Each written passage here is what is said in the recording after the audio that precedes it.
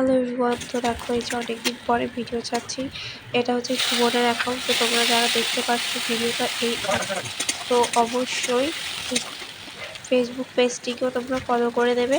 আর আগের অ্যাকাউন্টে আমি ভিডিও ছাড়তে পারছি না, কারণ কেউ হয়তো রিপোর্ট করেছে, আমি জানি না কার কী সমস্যা হয়েছে বা সে ইচ্ছা করে করেছে কিনা আমি জানি না। আমার ফেসবুক পেজটিকে রিপোর্ট করে দিয়েছে। আর হচ্ছে তাই জন্য হচ্ছে প্রথম 24 ঘন্টার ওয়ার্নিং দিয়েছিল, এখন দিয়েছে 6 দিনের জন্য রেস্ট্রিক্ট করে দিয়েছে। তো এমনিও শরীর খারাপের জন্য 3-4 দিন ভিডিও ছাড়তে পারিনি।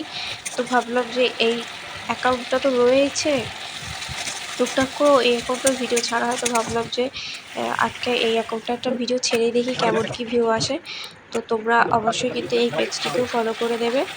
আর দেখো এই যে আজকে রাত্রে হচ্ছে সুমন নিয়ে এসেছিল টুনা মাছ না কি যেন, ঠিক আমি জানি না, টুনা না টুনি। তো মাছটা কিন্তু একদম কালো ছিল, এই যে ভাজার পর একটু সাদা সাদা হয়ে গেছে।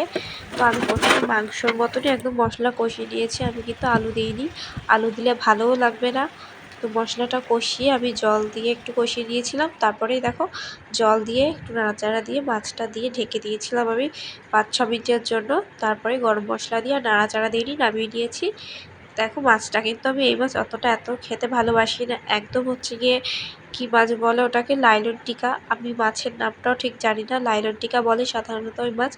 একদম অবিকল ওই মাছের মতো খেতে, ফালতু লেগেছে মাছটা একদম আমার কাছে। তার থেকে এই যে দেখো বেগুন ভাজা করেছিলাম, এটাই আমি খুব ভালো খেয়েছিলাম। আর নখটা দেখালাম, কারণ হচ্ছে নখ বেগুন কাটতে গিয়ে একদম কালো হয়ে গেছে। তারপর